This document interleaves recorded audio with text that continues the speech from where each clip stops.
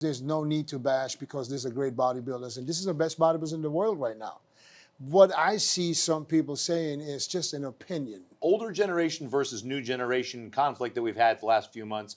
And maybe it's not a conflict. Maybe it's just critique and we're just sensitive now. And you can't get rid of us.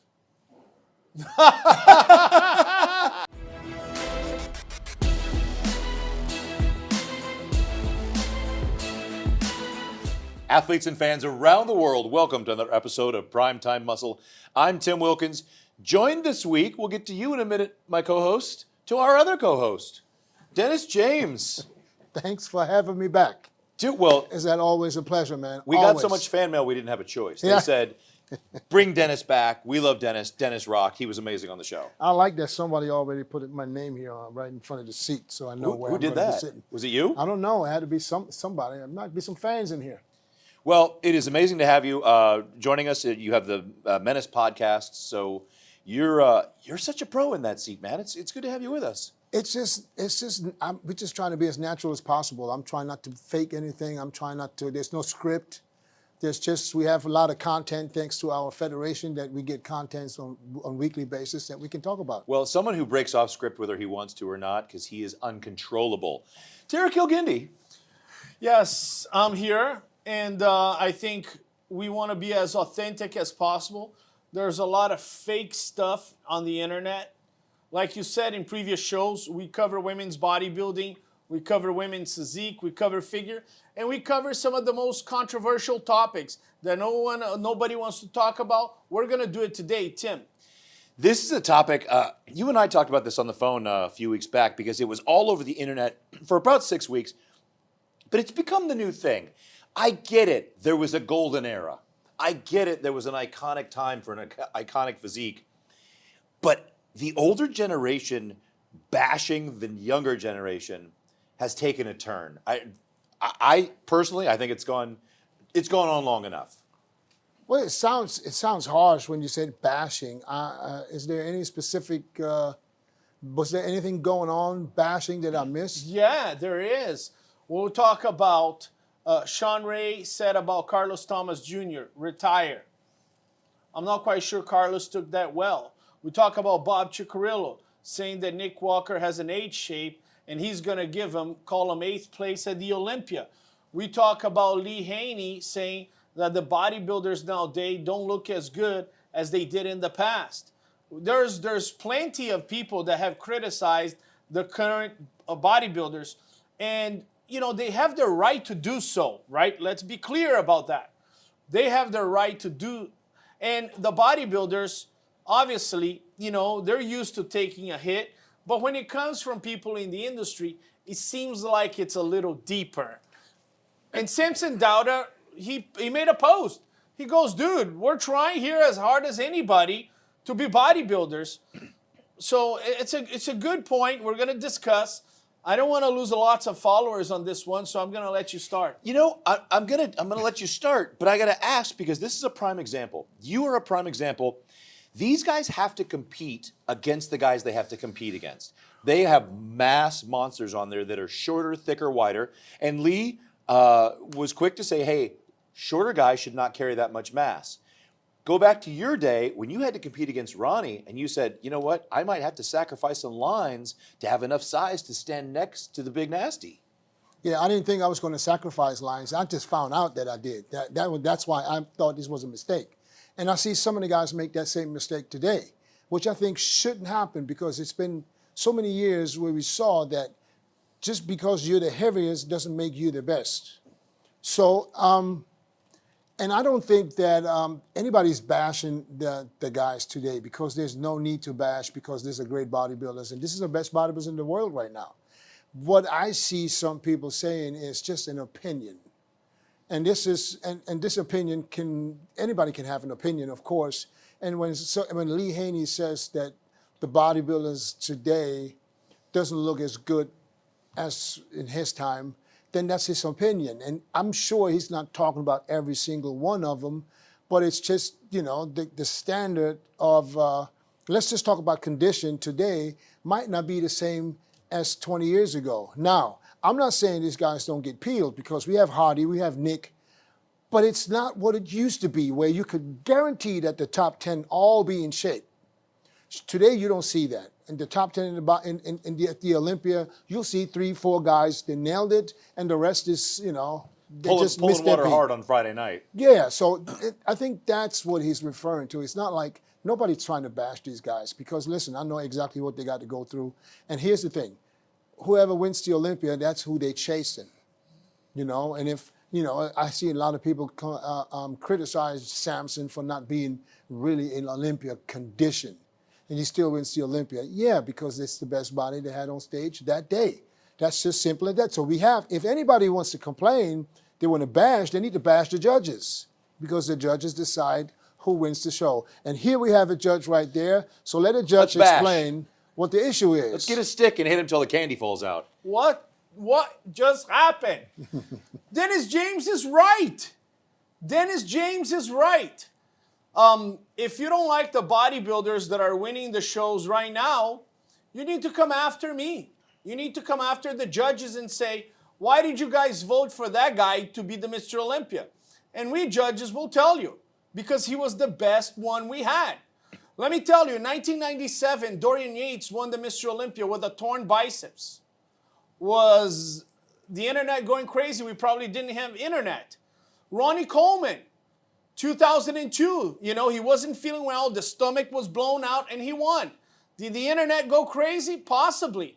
So we've had in the past times where bodybuilders won that people didn't think they were at full potential. You know what we had back then? Get Big forums. Yeah. And even, remember that? Yes, I remember exactly. And before that, we had MySpace. But here's the thing. Back then, Dorian got a lot of critique. The fans just didn't hear about it because there was no social media where you can literally, let everything go and the whole world can see it, even they don't know who you are. Back then, there was the only people that had a voice were the athletes. And that was in the magazine. So you do an interview, you complain about, like, for example, Sean Ray complained about Flex Wheeler's calves. We had to wait till that issue came out so we could see it, we could read about it. So there was no social media. So unfortunately, guys, all the athletes of today, you have to understand you are out in public. At the moment you put your life on Instagram, on YouTube, you do this for all the fans to see. And unfortunately, not everybody is a fan. There's some people they hate, like Tarek mentioned. There's a lot of haters out there, which is actually a good sign because if you have haters, that means you have success. Without haters, you'll probably turn around and it's like, what am I doing wrong? So you put yourself out there, so you put yourself out for critique. You got to build a thick skin, and unless you have a thick skin, you will not go far in this sport. So just take it up the chin and just keep going because, like a Samson, you ain't got nothing to worry about. You won the Olympia, and I believe you can win the Olympia again this year. So don't worry about what people say because the only way you can block that out if you stop looking at your phone, you stop listening to people, and then you just focus on your show. And I agree with Dennis.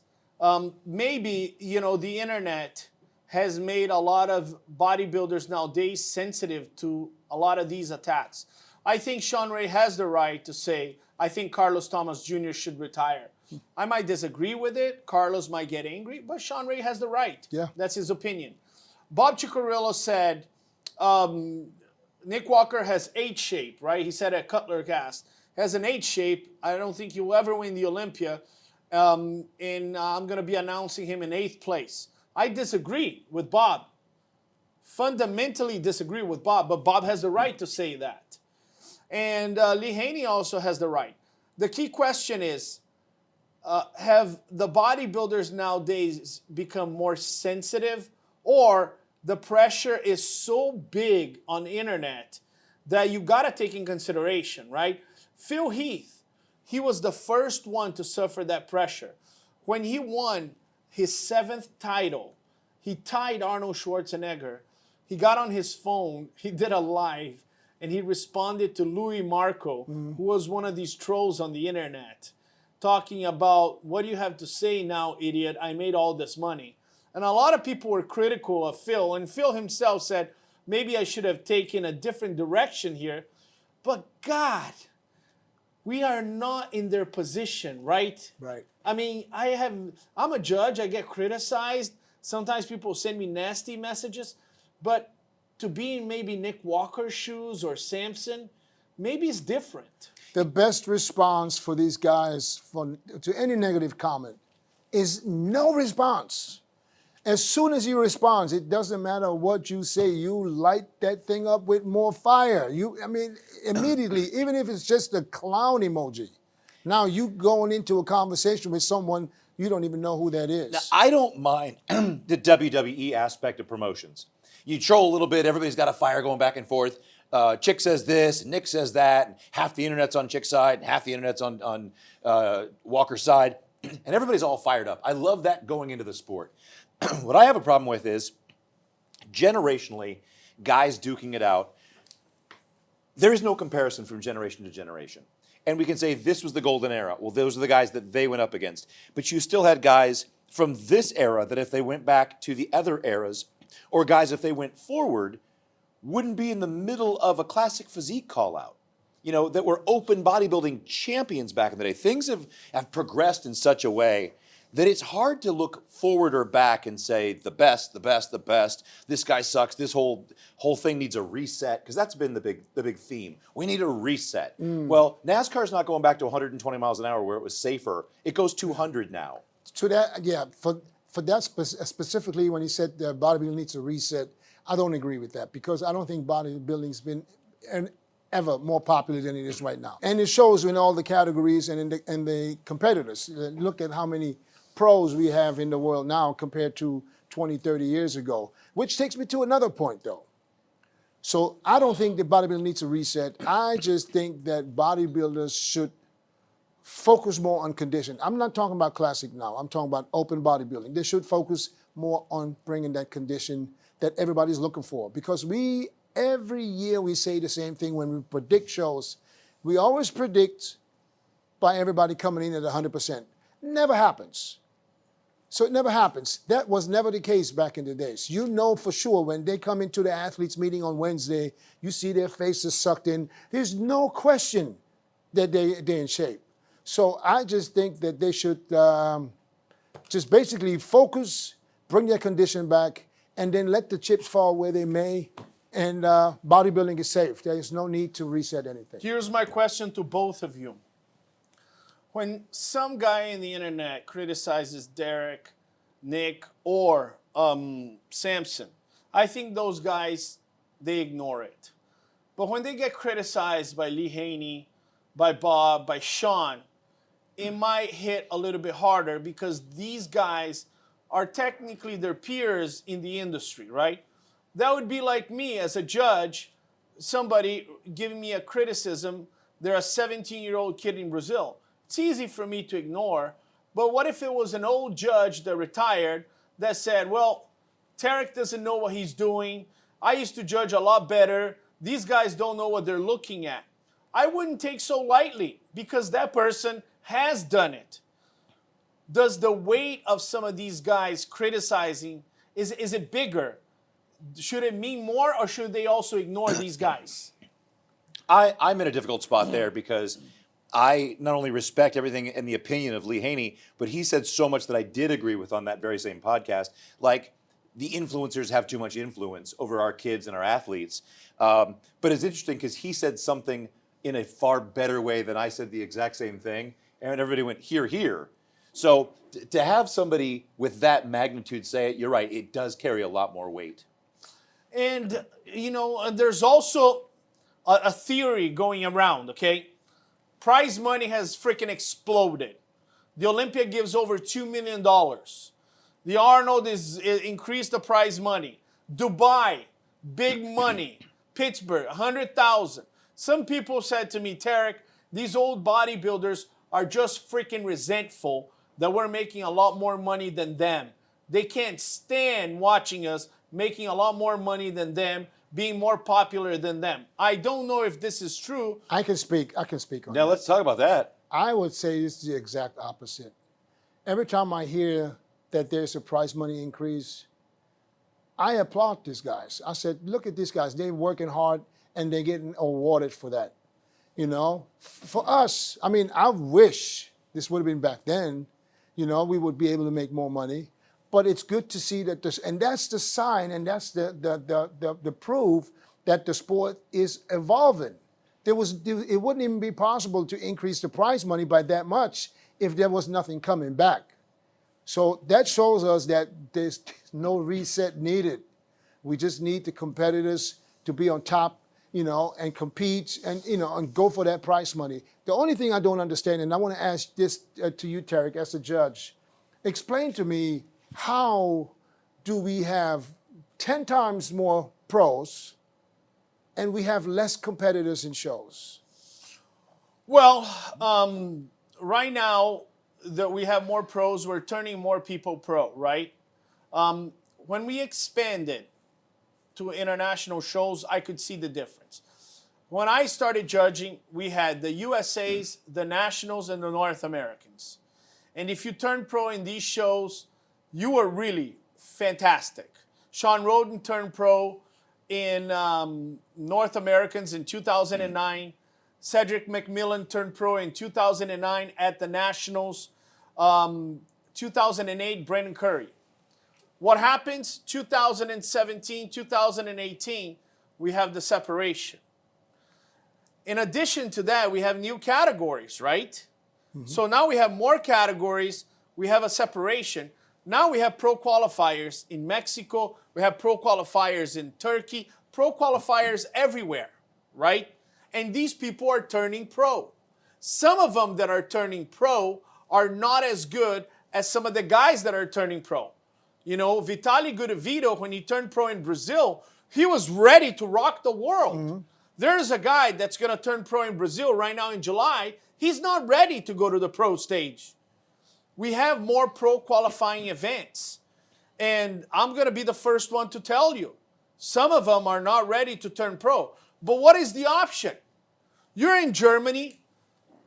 Are you telling me that a country like Germany shouldn't have a big pro qualifying event? No, absolutely. Maybe 2 pro qualifying events? Actually 3 this year. Perfect. So, and that wasn't my question. My question is, we have all these pro qualifiers, so we have plenty of pros, but when you go to the pro shows, they know they're not ready. Well, they know they're not ready. Yeah. So that's an interesting balance. All right. I got to drink some water. You drink some water. We're going to come back and we're going to talk about 2 pros that are ready to duke it out this year's Olympia in the classic physique and what we think their chances are, especially going up against each other when we come back.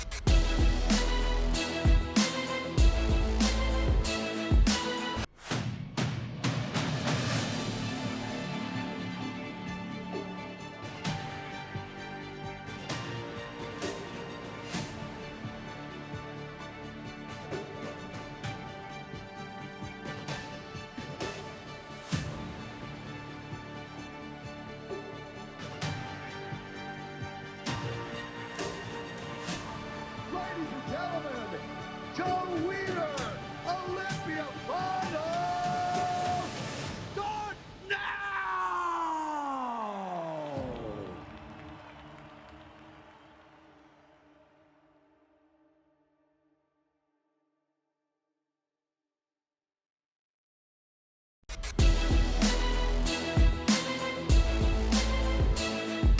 All right, we're back, and you can tell by the graphics over my shoulder. We're talking about Terrence Ruffin and Urs Kalecinski. Terrence took that year off and came back good. Man, he came back good. Terrence was much improved at the Olympia. He was bigger.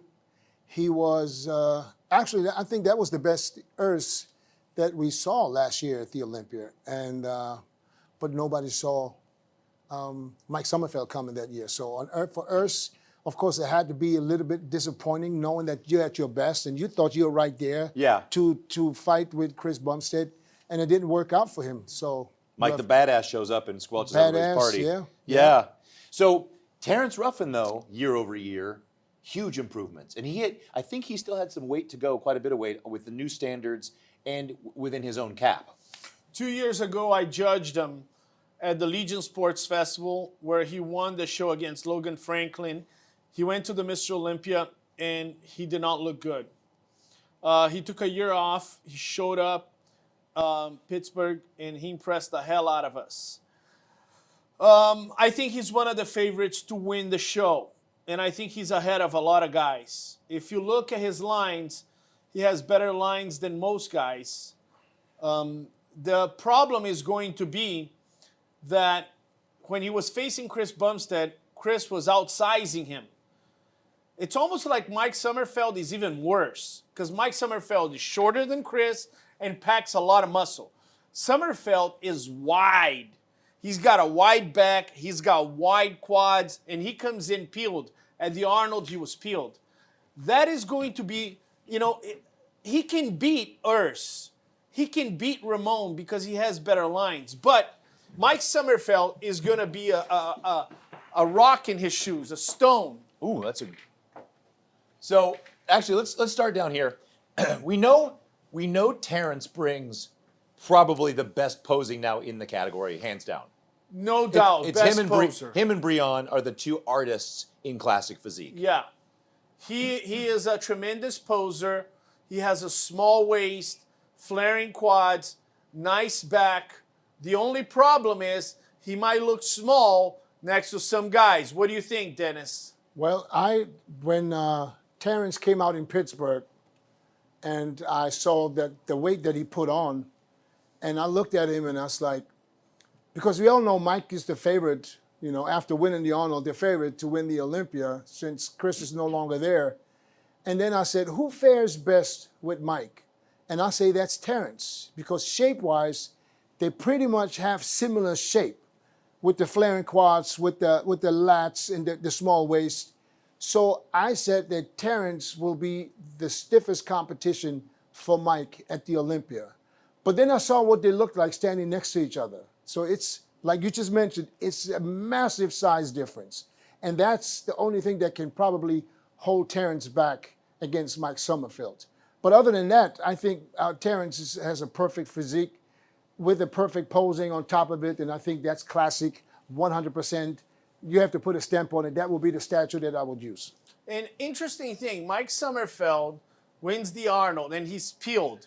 He goes into the guest posing at the Olympia, and he was the guy that really, he was relaxing. He's like, I need to eat something, I'm going to bulk up. Ramon was a little bit more conditioned. Obviously, Terrence had come out of his performance. But Mike Sommerfeld is now eating. He's like, I'm going to outmass people at the Olympia. And I think that's a good strategy for him. Terrence cannot compromise his conditioning because he's not the biggest guy. So he's got the lines. If he comes in peeled, he has two criteria. He won't have the density. I'm curious about this guy. Okay, is Dennis James part of the Dennis James clan? Okay, the German clan. You guys, Sommerfeld, Urs, Dennis James. He's got 7-figure girls going to the Olympia.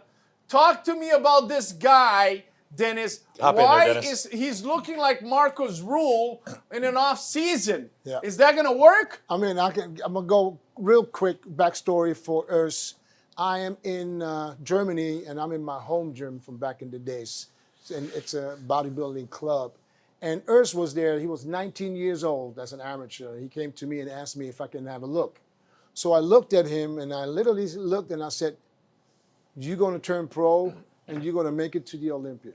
I told him right there when he was 19 years old. On structure alone. On structure. He looked at me, and you could tell that was like I just told him Christmas and New Year's all in one day. So literally, like a month later, he won a pro qualifier, got his pro card in 2018. And then a couple of weeks later, I said, listen, compete at my show, because I had Classic Pro pros also. So he did that as a first show. He placed 5th in the first lineup, and I told him back then, I said, you can go really, really far. And look where he is today. He's been a top 3 athlete for many years now. I think the problem that I have with Urs is that he thinks because he has a couple of parts, his arms, his back, where he thinks he needs to get better, which is fine. You work on your back, you work on your arms. But the way he looks in off-season looks to me like he's trying to get bigger everywhere. And I'm not sure if this is going to help. Let's look. So last year, one of my thoughts on Urs was he put on, sometimes you put on a ton of size and a lot of it is not quality mass. Right. So when you go to take it to stage, you got to come down and it just doesn't get there. Then the next year, if you don't get up too big, you can tighten up and look even better. It's that, I call it the sandcastle thing. You pile some on, the wave comes, it just gets harder. I don't think his sandcastle was hard enough last year to show the improvements, and I think this year is going to be even better. I think this will be the harder year if he can do it. Yeah, I mean, I expect a lot from Urs, and he knows this is a make or break him show because he has to deliver. Yeah. Because Mike and Urs, they've been going back and forth for a few years now. You remember back in Mexico when Mike Sommerfeld still beat Urs, and then Urs went to the Tampa Pro, won his qualification there, and since then Urs just took off. Yeah. And Mike could never follow. He got 7th or 8th that year.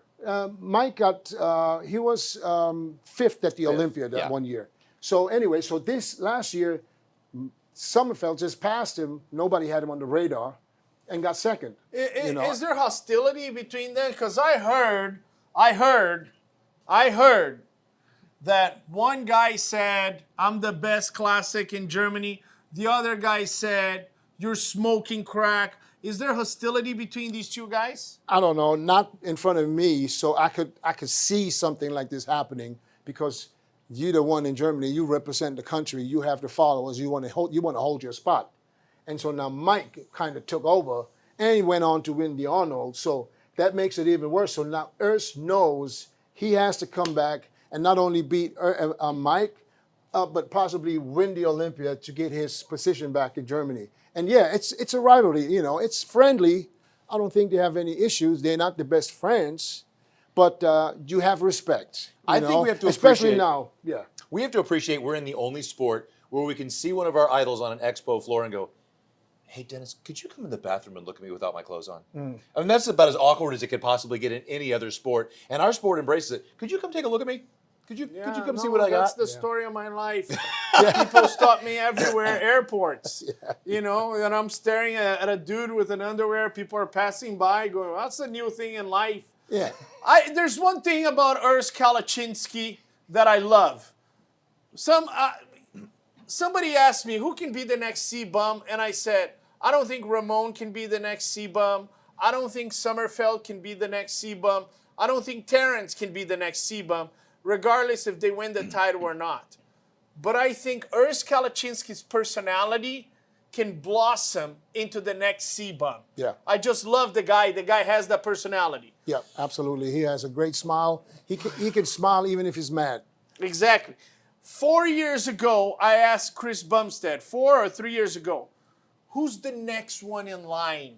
Who do you see as the next one in line? And he said to me, Urs Kalecinski, the guy from Germany. Urs had placed 4th when Chris won the show. Terrence was 2nd.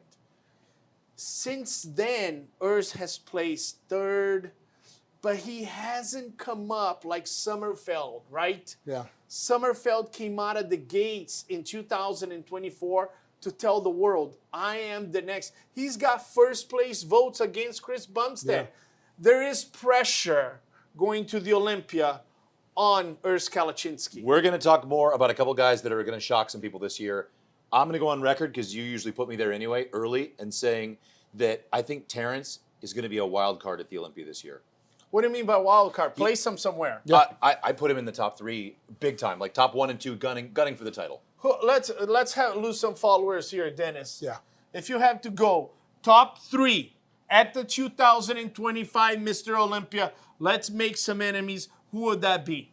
Top 3 in no particular order? No, in particular order. In particular order. You're making enemies right now. Okay. I would say, and this is if everybody nails it, because they have to. Because Mike Sommerfeld is not consistent. He always had issues with the condition, and as soon as he nailed it, you see where he ended up. So, Mike, if you nail it, I think you will win the Olympia. I will see Urs and Ramon fighting for 2 and 3. I couldn't position them right now, because to me, they are kind of similar.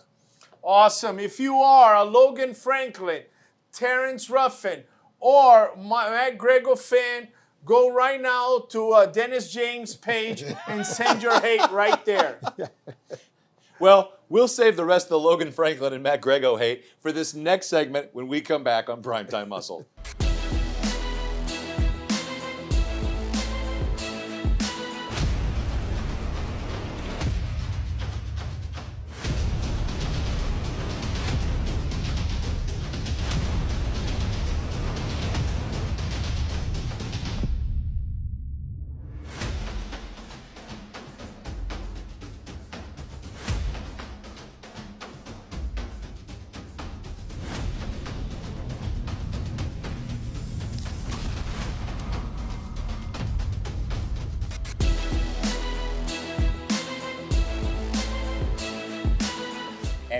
back, and we're talking about two more guys that are going to mix things up at this year's Olympia. I like both these guys, but Matt Greggo has really come up hard and brought tremendous packages to the stage each time.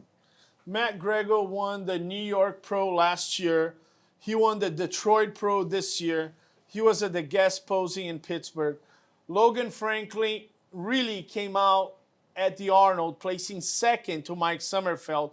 Nobody had him in that position, and he placed ahead of Matt Greggo. And a lot of people said he was even better conditioned than Sommerfeld. Sommerfeld's a bit more complete. I do not think these guys are in the first group of guys. Wow. Yes, I'm saying it right now. I don't have a problem. I love them both, but I'm yet to see a little bit more from them. Matt Greggo placed 10th at the Olympia last year. For me to put him with Urs, Sommerfeld, Ramon, and Terrence, I need to see more. Logan Franklin, he placed second at the Arnold, but I need to see him do it at the Olympia. Get a top 3, top 4. I love you guys, but you have not done enough for us to speculate you guys winning the show. I hate to tell you, but he's got a good point. I mean, Logan Franklin came to the Arnold's with what I say or call a once-in-a-lifetime condition. I don't think there's a single % that you could be better than what Logan Franklin brought to the Arnold's. And I think for that, it made it much closer than people thought it would be. And Mike, of course, won the Arnold because of his shape. And he was just good enough, condition-wise, to walk away with that title. Now, Matt Greggo is another guy. We've been talking about him since he won the New York Pro. He said, this is a guy who is a future in classic physique. But the future is not this year. I think they still need another year or even 2 to marinate, to make the necessary improvements and, to go past guys like Terrence Ruffin, Urs, Ramon, and even Hosima. Oh, wow. Because that's another guy you can't overlook. Because when it comes to condition, he's a standout athlete right there. So, unfortunately, I think that Matt and Logan both are top athletes, top competitors, but they will have a hard time to make top 5 this year. But I think in the future, they both will be fighting for the title. Well, Logan definitely has probably some of the best lines and the biggest guy in a while, if not ever, in this class. Size-wise, the lines. So this is that magical condition you're talking about right here. His best ever. That was. It doesn't look like this in the picture right now because sometimes it doesn't translate to photos. But yes, that was a once-in-a-lifetime condition. I don't think if he can ever repeat the exact same condition, but if he can, then he's going to be dangerous. I'm going to give you guys some interesting facts. Both of these guys started their careers in the IFBB Pro League as men's physique competitors. We have never had on the Olympia stage a classic physique Olympia champion that was not a bodybuilder before. Denny Hester, he was a middleweight at the Nationals. Breon Ansley, he was a middleweight at the USA's. And Chris Bumstead was a heavyweight at the North Americans. What are we missing here? Beef. We're missing here top sirloin. Great conditioning, great lines. Great lines. He's got mass, but I need a better back. Look at that picture of his back. I told Matt Greggo, you're not going to be on the first call out if you show up with this back at the Olympia. We're going to like you, we're going to praise you, but you're not going to be on the first call out with that back, posing right next to Sommerfeld, Ramon, and Urs. I like the conditioning that Logan Franklin is bringing, but I need more width. I need more size. Yeah, they're both taller guys, especially Logan. And I agree with you here. He needs to work on his back. That's going to take at least another year or 2. Yeah. And he's young, so he has the time. He shouldn't even rush it and don't even worry about it. And don't listen to what we say. Just because we don't put you in the top 5 don't mean you can't make it. This year. This year. Listen, a lot of times they get upset with us. Yeah. Matt Greggo got upset with me because I said his back is not yet up to par with his physique. Matt Greggo, I hope you're upset. I hope you're pissed off. And if you are, go to the gym and put some beef on that back, okay? That's the best way to respond. I used to tell Ramon, I said, Ramon, you don't have a back. You just have arms. You're like your head and your arms walking around. He got mad and now he has a back. I love these guys, but I'm not putting them on the first group. You need more beef, Logan. I love you. You need more beef. He kind of looks like a young Bill Pearl here to me. Wow. Yeah. Doesn't he look like a young Bill Pearl? He does. Look at that back. It's not going to happen. Well, the back, but this is a beautiful side chest, and to see the serratus and the obliques joining up right there. A little more mass in the chest, a little more across the upper chest, and into the delts would really complete that package.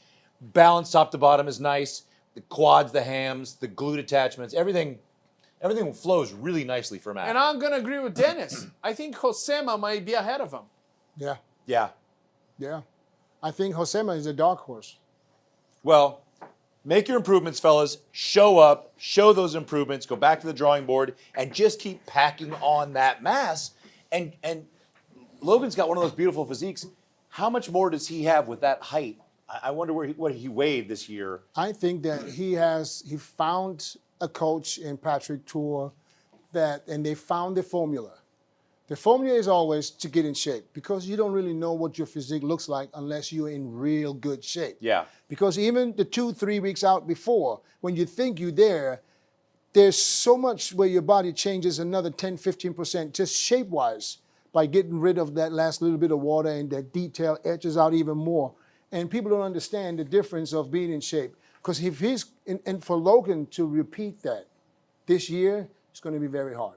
Well, Patrick's been a star maker. He's had a good couple of years. I understand that, Yeah. but once in a lifetime is once in a lifetime. So now what you can do is you get as close as possible to that, because I don't think that he can bring better condition than what it was. Now what he can do is add the muscle, put some more size on his frame, and bring that same condition, which will be a much better package. I agree. I agree 100% what Dennis said. I wouldn't add anything to it. You know, one of the ways to pack on that muscle, Tarek, is with the right supplements. Yeah, absolutely. You're going to have, rule of thumb here, correct me if I'm wrong. You need 1 gram of protein per pound. So if you are a classic physique competitor, you're 220, 230 pounds, you need to intake about 230 grams of protein. 1 breast of chicken is roughly 30 grams of protein. You're not going to be eating 5-6 breasts of chicken a day. You want some variety. You want some sweet. I recommend Pro Zero from Global Formulas. 0 carbs, 0 fat, 0 cholesterol. I want you to go right now, because I know you're hungry, I know you're starving, and you want to have something sweet. www.globalformulas.com. Order your Pro Zero right now. Vanilla is my favorite flavor. I like the vanilla and I like the cookies and cream. Yeah. All right, guys, it flies by. Man, it's fun to have you. Like, subscribe, check out Global Formulas, of course. Share this with your friends, and give us your comments on the stuff we talked about today, especially that older generation versus new generation conflict that we've had the last few months. And maybe it's not a conflict. Maybe it's just critique, and we're just sensitive now. And you can't get rid of us. Well, and that's a good point. As always, though, thank you for joining us on Primetime Muscle. Tarek El-Guindy. Great to be here. The Menace, Dennis James. Awesome fun. Thank you. Just a blast. All right, folks, I'm Tim Wilkins. We'll see you on the next Primetime Muscle.